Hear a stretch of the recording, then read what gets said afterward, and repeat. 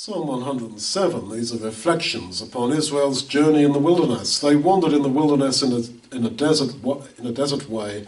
They found no continuing city.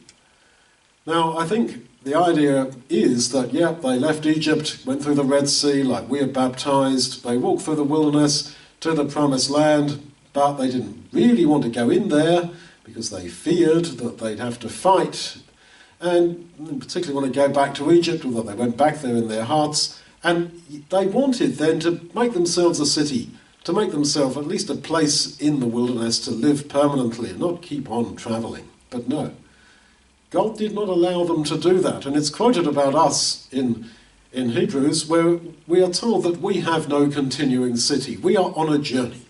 So even if you live in the same house that you were born in, and you live in that house all your life, and maybe do the same job on the farm all your life, and don't travel more than 10 miles from your birthplace, fine, but you spiritually are on a journey if you're with the Lord.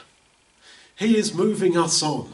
And this is where middle age and old age is not game over. You are still journeying. You're still being guided to the end. We read that in the Psalms, that he is our guide even unto death. That the shepherd is leading us not until you retire, but until you die. Right to your grave planks. That's where he's leading you to, because beyond there will be the resurrection and the life eternal in God's kingdom. Enter Canaan. So, Israel didn't want that. They wanted some stability.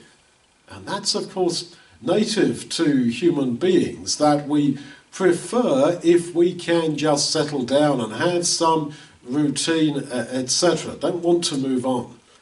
But God is leading you. And once you surrender to that,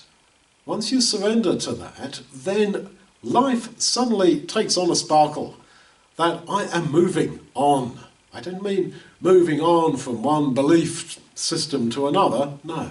Moving on in your relationship with God. This is life eternal. The Lord said that we might know, and the idea is grow to know, a Greek continuous tense, that we might grow to know you, the one true God, and your Son Jesus Christ, that we shall eternally be growing in a relationship that will never lose its sparkle, that will never become old and boring, and I know all about that.